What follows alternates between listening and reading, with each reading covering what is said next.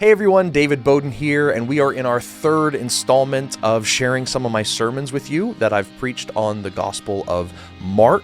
We've looked at kind of the beginning of Mark's Gospel, showing how John the Baptist prepares the way for Jesus, how Jesus proves that he is the Son of God and the Messiah through his exposition and fulfillment of the law. And now we're going to look at a different proof of who Jesus is in his dominion over and power over the spiritual authorities, the demonic realm. We're looking at Mark 5 and the famous story of the Gerasene man who's filled with demons.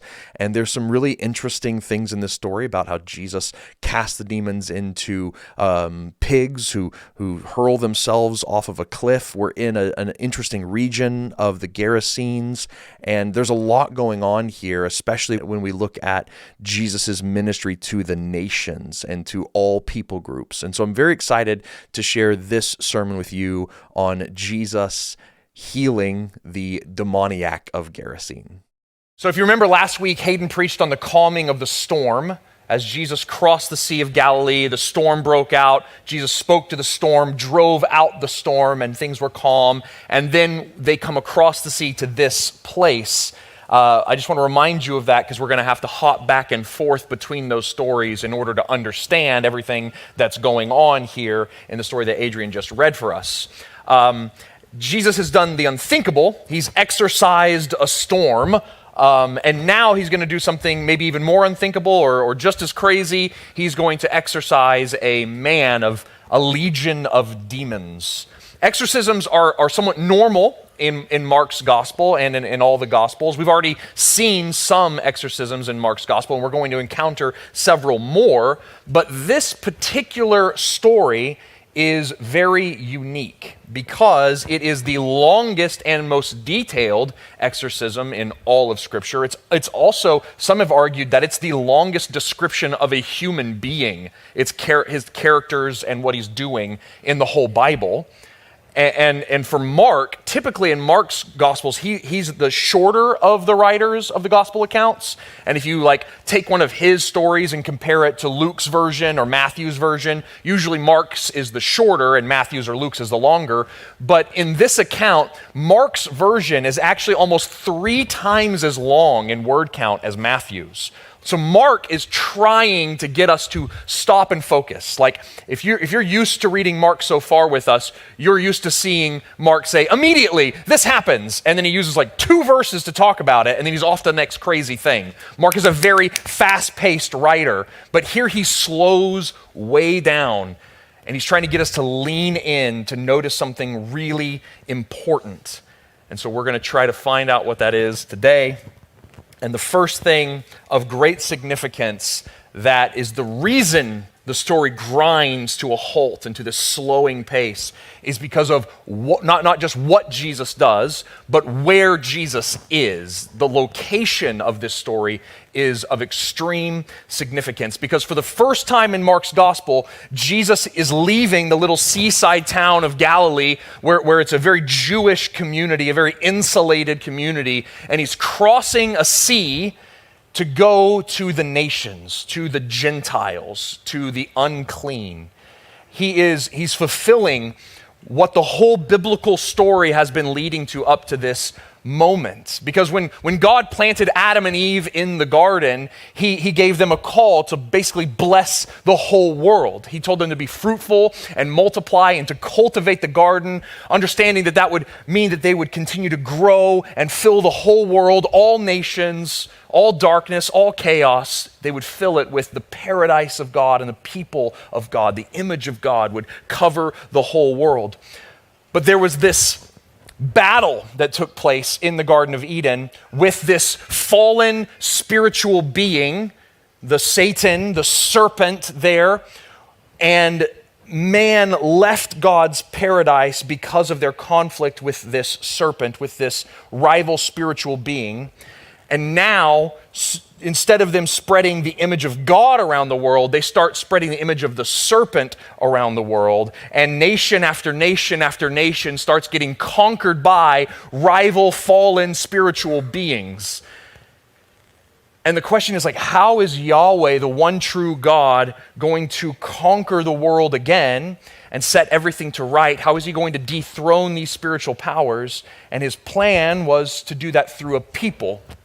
And that people came from Adam to Abraham and on down the line, that it was through Abraham's offspring that the nations, Genesis 12 says, the nations would be blessed through Abraham's offspring. That word nations is the same word Gentiles. That's what we mean when we say the word Gentiles. We're talking about all the people groups of the world.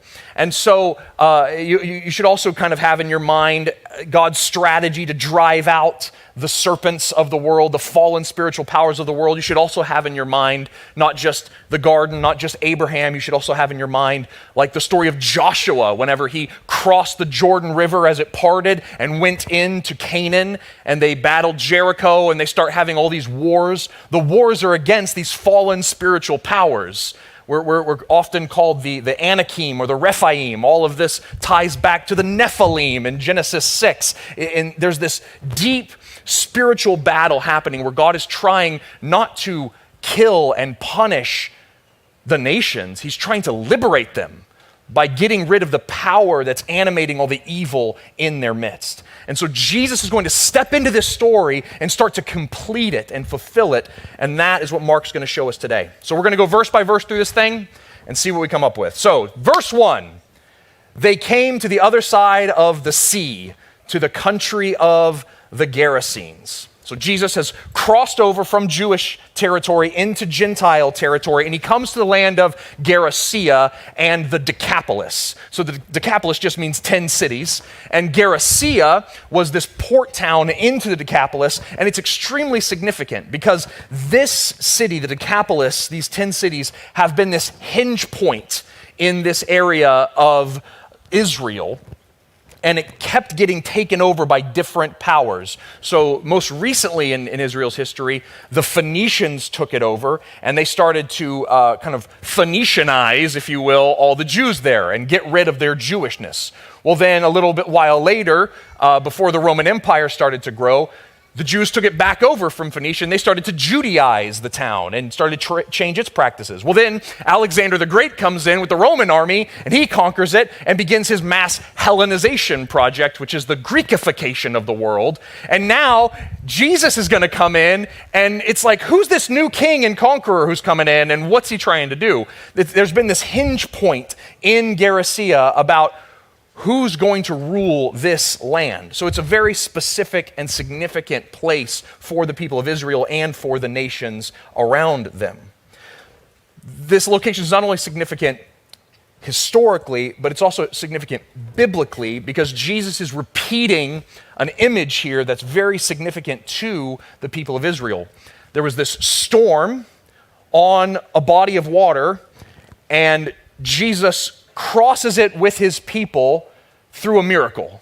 He calms the storm through a miracle, and he crosses it and goes into Gentile territory.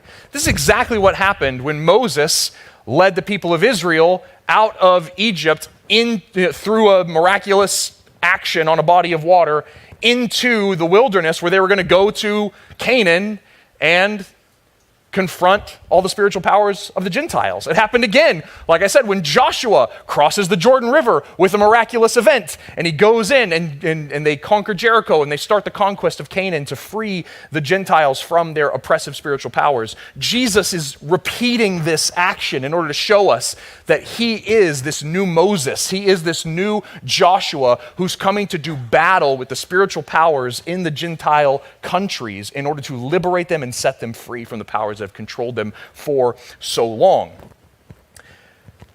But it's kind of this strange socio-political situation, and a very religious one too for the Jews, because they're very confused about how they are to react to or interact with the Gentiles, because they believe that the Gentiles are unclean and that they are not supposed to be around them. You might know like the famous story about the Good Samaritan, right? Like like Samaritans, or maybe the woman at the well would be a better example of this Samaritan woman, that you are not supposed to, if you're a good Jew, interact with unclean Samaritans. So they would even like walk all the way around Samaria just to get to where they were going, adding so much time to their journeys. Like, how are Jews and Gentiles supposed to mix? What do they have to do with each other? And all of these questions about the Jews and the unclean Gentiles are going to get heightened in this story, so that like Mark can show you, he knows everything that's on the line.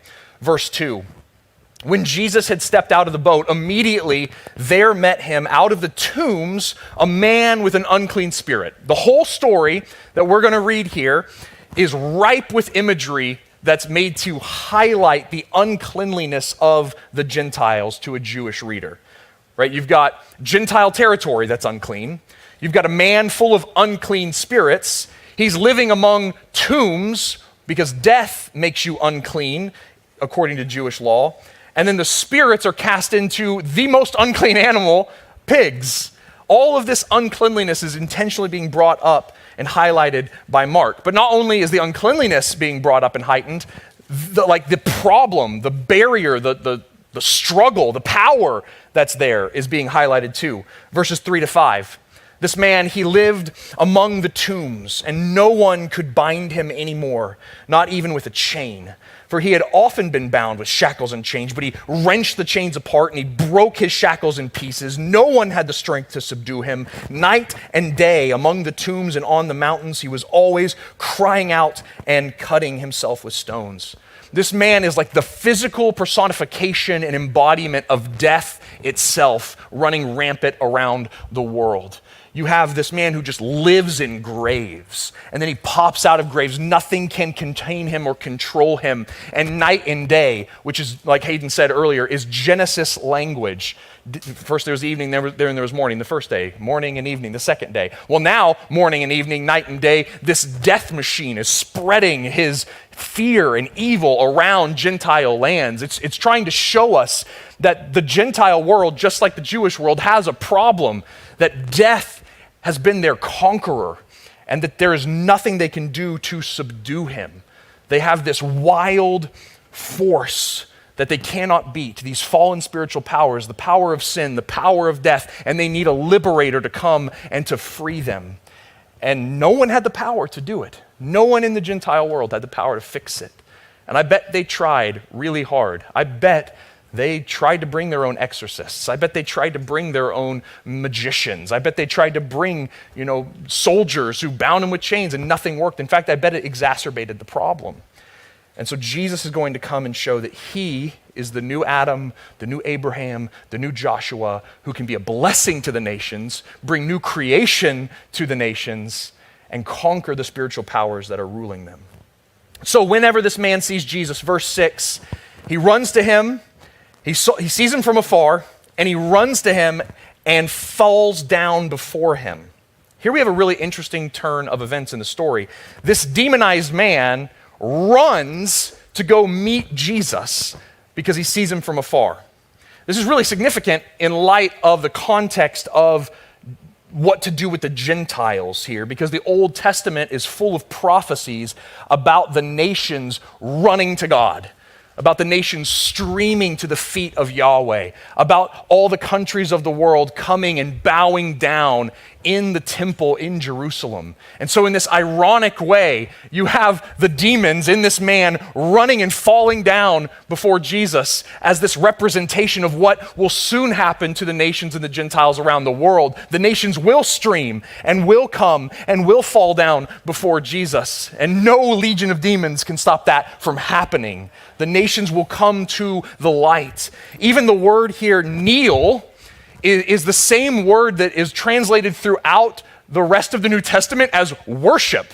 It is the same word that is used whenever we describe worship in the Bible. So it could be rendered that this man saw him from afar, ran down, and worshiped him. That's crazy. Now, there is definitely semantic range for this word to just mean bowing before an authority who has power over you. So I think it's the right translation. But the connotations that come with it are they heighten all the scandal around it. Then verses 7 and 8, And crying out with a loud voice, he, the demonized man, said, "What have you to do with me, Jesus, Son of the Most High God? I adjure you by God, do not torment me." For he, Jesus, was saying to him, the Gerasene man, "Come out of him, come out of the man, you unclean spirit." So he falls down before Jesus, but he doesn't quite worship him. Those are not the words that come out of his mouth. They're not worship words. Instead, the demons start to plead with Jesus, because apparently Jesus had been commanding the man as he was approaching him and running toward him. He was saying as he was running toward, "Come out of him, you unclean spirits." And so he falls down before him and starts to plead with him. And the first thing he says is, "What have you to do with me?" These are the exact same words that the demon spoke to Jesus in the very first exorcism in the book of Mark. The very first time we see Jesus exorcise a demon, this is the same thing he says. "What have you to do with me?" So let's take a minute and look at this phrase, because I don't really throw that one around all that often, and I think there's a lot going on here. So the phrase was an idiomatic phrase that was used when two parties had very little or nothing to do with each other. So it might be because they're from two different backgrounds, one's rich, one's poor, they're on two different sides of the train tracks, it'd be a scandal if they were talking, and so you might render it like, literally the phrase is, "What is it to you and me?" is if you took each word and translated it literally. What is it to you and me? Which is even weirder. But it's akin to saying something like, "What is someone like you doing in a place like this?" But there also has this connotation of a threat behind it, or some fear behind it, or some accusation behind it. Like, "What do you have against me?" is also in this phrase. And I think a really helpful way for us to figure out why are the demons, especially here in Gentile territory, using this phrase, is to look at the main place that this phrase is used in the Old Testament. And it is in a story where you have another prophet of God in Gentile territory confronting a death-wielding plague. It is in 1 Kings chapter 17, verse 18. Here, the prophet Elijah, the quintessential prophet of Israel, has been trying to prophesy to Israel and to their kings, but to no avail. They're not listening. And so he's like, "Okay, fine, I'm not going to do miracles there in Israel anymore. I'm not going to prophesy in Israel. Instead, I'm going to go to Gentile territory." And he starts hanging out with this Gentile widow and performing miracles for her. Well, she is going through a lot of hardship, and eventually her son dies. And she thinks that it's Elijah's fault, that he came and he brought his God with him, and now her gods are punishing the son in killing him. And so she says the same thing. She says, "Elijah, what have you to do with me?" Asks the same question. "What do you have against me? Why are you here?" And she accuses Elijah that his presence has brought her son's death. But then Elijah does what Jesus is about to do.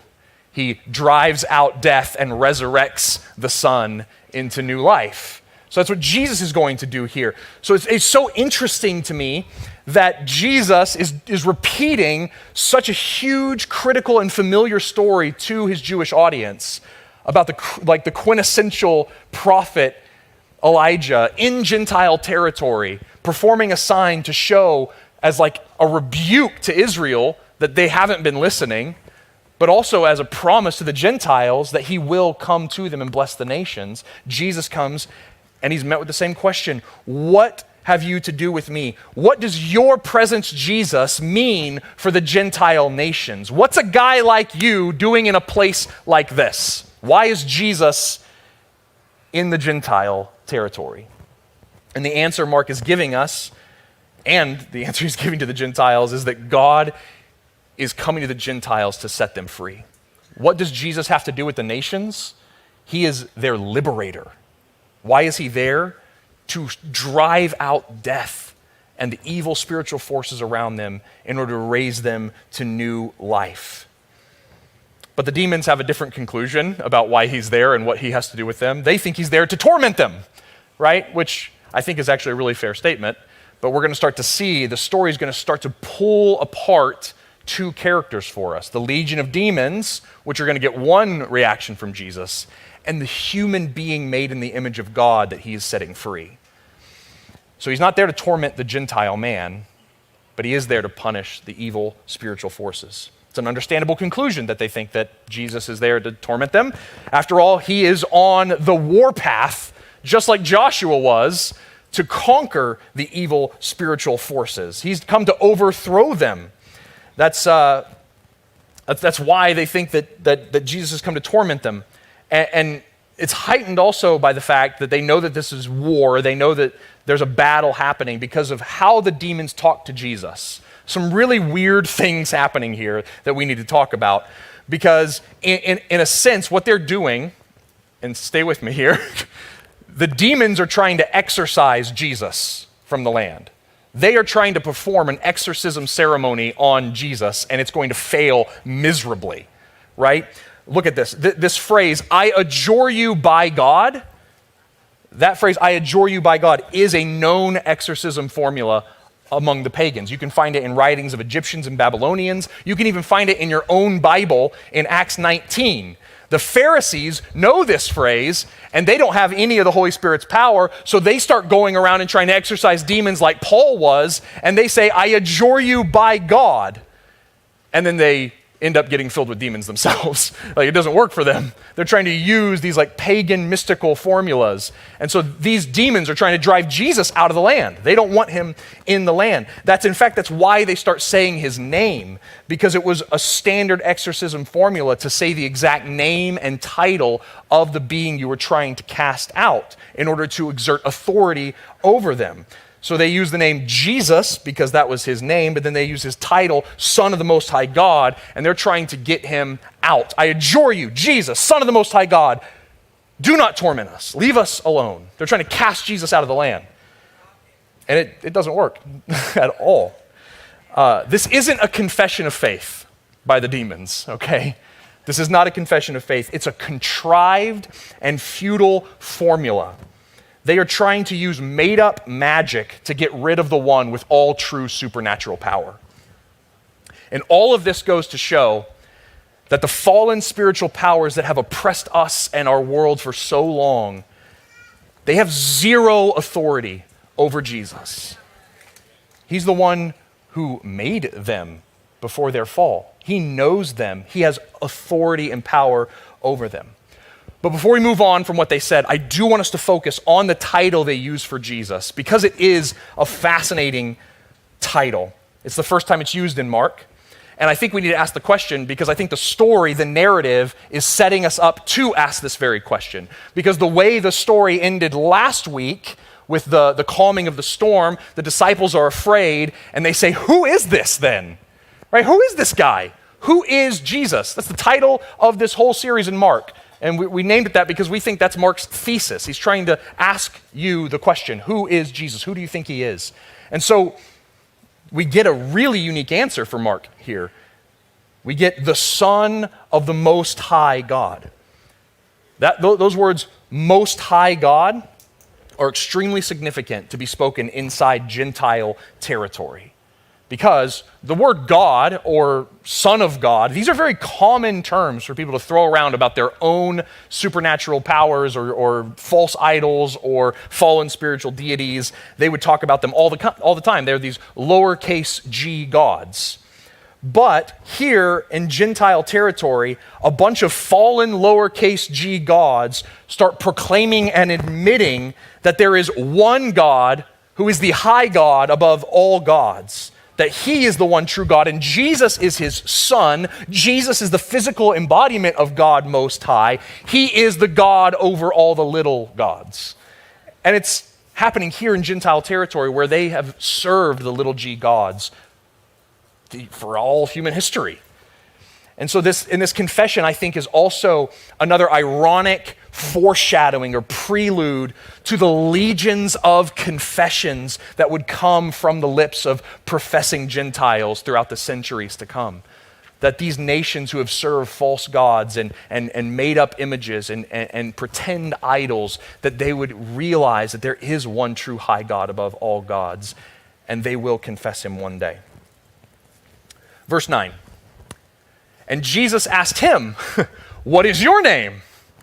And the Gerasene man, he replied, my name is Legion, for we are many. Jesus did not need this demon's name to drive it out. He's done that so many times with demons. He does not need their name. Instead, Mark gives us his name in order to progress the story, to tell us some important information. Legion, as you might know, is a Greek word for the largest Roman military unit. So you could have a troop or a group. I don't know the other ones. I just know legion. It's the big one. And some people have said it's 5,600 soldiers. And that is the largest way that Rome counted and grouped their men. So to have a legion of Roman soldiers was to have the biggest, baddest sword that the biggest, baddest empire could wield against you. And so speaking militarily then, this has a lot of significance, both militarily and the fact that the word legion makes you think of Rome. So militarily speaking, this heightens again what I think maybe it looked like I was guessing at or poking at, that this is a military conquest. Jesus is here to do battle, just like Joshua was when he crossed the Jordan. Jesus crosses the Sea of Galilee, and the first thing he comes across is an army. But just like in Jericho, the first battle that Joshua fought, there's no contest. They march around the city and everything falls. Like, God has all authority over the armies and the spiritual powers of this world. So in the same way, Jesus comes, he says, come out of him, you unclean spirit. Yeah, sure, I'll permit you to go into some pigs. Like, he has all authority. He conquers a legion, 5,600, with just the power of who he is and the power of his word. But it's also interesting that there's this Roman connotation to the word legion, because Rome was the superpower over the Decapolis and had completely driven out all other forms of culture and identity from the Phoenicians, from the Jews, from the pre-existing Greeks that had been there. And they had brought conformity and an iron fist. And that kind of same thing has kept happening to Israel, that their surrounding nations, whether it was the Assyrians or the Babylonians or the Phoenicians or the Greeks, they were always coming in and conquering the Jews, and their latest conqueror was the Romans. And so Jesus is saying that I can not only beat the spiritual power behind the power, but I will free you and liberate you from your oppressors and your captors, even from Rome itself. Jesus is bringing a military victory here. Verses 10 to 13. And he, or the demons, begged him earnestly not to send them out of the country. Don't kick us out of Gentile territory. We want to keep partying here and ruling people. Now a great herd of pigs was feeding there on the hillside, and they begged him and said, send us to the pigs, let us enter them. So Jesus gave them permission, and the unclean spirits came out and entered the pigs, and the herd, numbering about 2,000, rushed down the steep bank into the sea and drowned in the sea. The demons knew that Jesus had all authority to cast them out, so they start to barter with Jesus and ask him to send them into a herd of pigs. And I don't think the narrative is asking us to consider why the demons had the motivation to choose the pigs. I just think enough can be said that they didn't want to be hostless. They didn't want to be homeless. They wanted to inhabit an unclean thing. That was what they wanted. They moved from tombs to pigs. And we also aren't told why Jesus gave them permission. Again, the narrative isn't asking us to, or leading us to ask that question. It's speeding through these details in order to slow down to get us to focus on other things. So I'm not going to speculate about why Jesus allowed them to go either. Suffice it to say, the demons entered the herd of 2,000 pigs, and the fact that they are pigs and what happens to them is what is highly significant. So swine, pigs, were quintessentially unclean animals for the Jewish people. But conversely, they were quintessentially normal livestock for the Gentile nations. That's why they had them in such quantity. By Jesus driving the demons out of the Gentile man, Jesus was showing that the Gentile himself wasn't clean or wasn't unclean, and that all Gentiles were not unclean. Instead, what Jesus is doing here is he's separating the clean from the unclean. He takes the demons out of the Gentile man, and the next time we see him, he's clothed in his right mind, seated, ready to follow Jesus, and he puts the demons, the unclean power, where they belong, with the unclean beings. And he's saying, Gentiles are no longer unclean.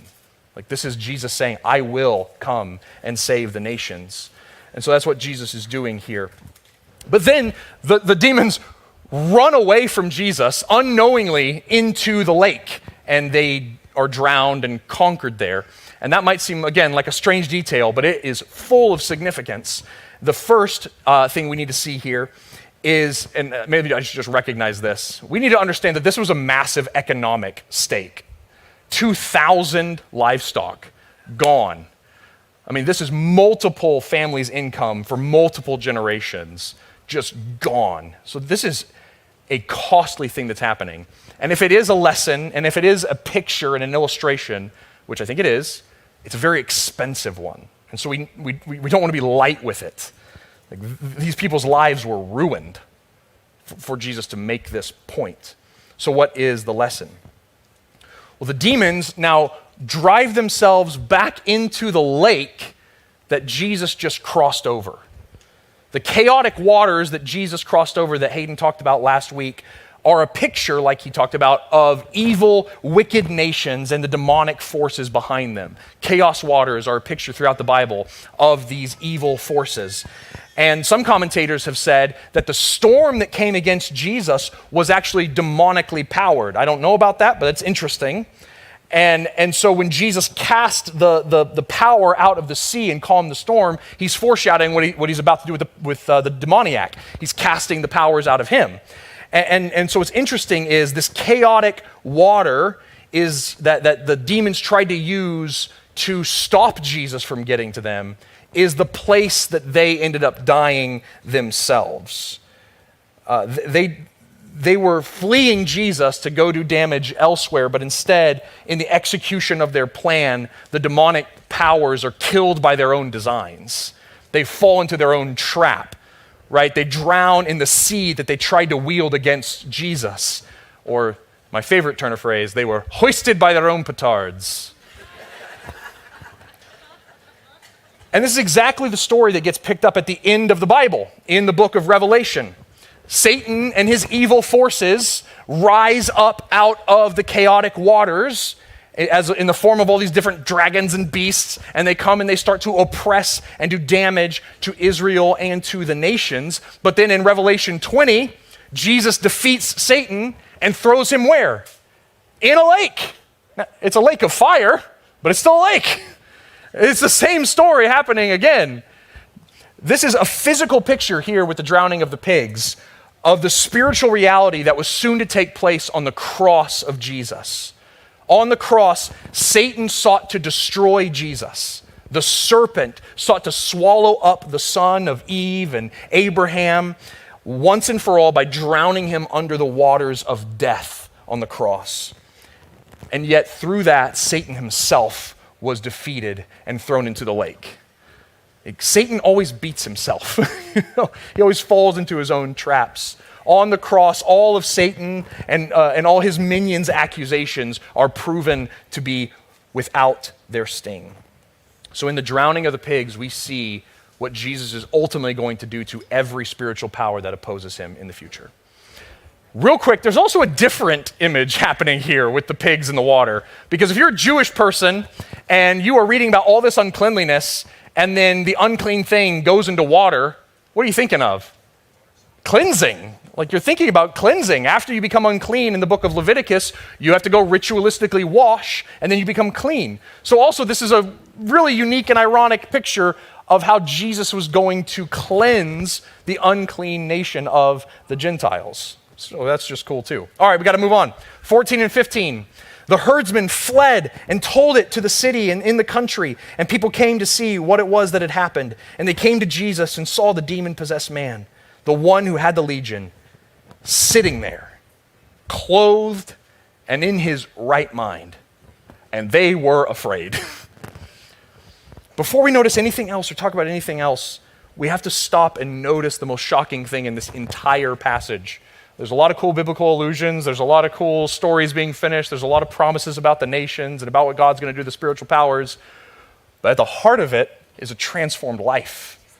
Like right here in the middle, you have this man who had 5,600 demons inside of him, who lived in crypts, who could through brute force break iron chains. He spent night and day tunneling through the mountains and the tombs, crying out and performing self-harm, mutilating his body with sharp flints and stones. This man has undergone an inexplicable transformation. And that can only occur through an encounter with Jesus. Like, this is what Jesus does. This is what business he is in. He goes to the most unlikely candidates for transformation, the weakest, the most evil, the most vicious, the most scary, and he turns them into people of love and mercy and proclamation, goodness. And those are the people he's using to replant Eden. Like, that's my story, right? It's your story if you've met Jesus. He transforms us. And so we've heard the story. We've seen what Jesus does. We've seen the power he has. Well, now comes the response. What's your response going to be? Verses 16 to 20. And those who had seen it described to them what had happened to the demon-possessed man and the pigs. And they began, the citizens of Gerasea, they began to beg Jesus to depart from the region. They start trying to exorcise Jesus again, just like the demons did earlier. So, as Jesus was getting into the boat, the man who had been possessed by Jesus, he starts to beg. But he doesn't beg for Jesus to leave and says he begs that he might be with him. Like, he doesn't want to leave Jesus' side. But Jesus does not permit him to stay. Instead, he said to him, go home, go to your friends and tell them how much the Lord has done for you and how he has had mercy on you. And when he went away, he began to proclaim in the Decapolis how much Jesus had done for him. And everyone marveled, or everyone was afraid. So this is the application. There's two responses in this passage, and the disciples aren't mentioned. The disciples are watching all this happen because the last time they saw this story unfold, it was on the boat with the storm, and they were afraid, and they were like, who is this guy? Well, now he's going to do it again, and Jesus is going to show them the right reaction they should have had, but it's going to be through this Gerasene demoniac. This man begs to be with Jesus. He knows who he is, and then he's happy to be sent out to be a gospel proclaimer all around the world. That's one option. The other option was to do what the Gerasene citizens did and cast him out. Get out of here. I beg you to leave our country. And the question that I wrestled with the most in thinking about this passage was, why on earth were they sending Jesus away? And I can get the whole it just cost them thousands and thousands of dollars, right, in the pigs drowning. But I think that points to a bigger issue, which is when Jesus comes into your life, when Jesus was coming into the territory, the kingdom of Gerasea, he was saying, I'm your new king, and I'm going to drive out anything that is unclean. And while that might come at a really high cost, I'm going to show you a picture in this Gerasene man of how worth it is. But the Gerasenes did not want to pay the cost of following Jesus. They didn't want him to drive out everything that they held so dear, all the unclean, broken, wicked, evil things that they held on to. It wasn't worth it for them to beg to be near Jesus. And so I think that's the question that this text is pushing toward us is, you've seen who Jesus is. Are you going to come out of here begging to be near him, and then anywhere he sends you to go, to the nations, to the hardest to reach places, will you go? Will you be like an Eden planter? Will you go be like this freed Gerasene man and take the good news and the mercy of Jesus anywhere he sends you? Because you know who he is, you've encountered him, you love him, you want to be with him and take his fame and mercy to the world. That's one option. Or will you give lip service to Jesus? Will you just say his name like a demonic incantation? Will you claim that he is Messiah, Most High God, King? But then whenever he comes in to drive the uncleanliness and the evil and the things that are holding you captive, when he comes in to drive those out of your heart, are you going to say, all right, Jesus, give me some space because that's way too expensive. That costs me way too much. But really what's happening is you're holding on to a legion of evil that he wants to set you free from so he can put you in your right mind. All the evil in this world makes us crazy. And he wants to set us straight.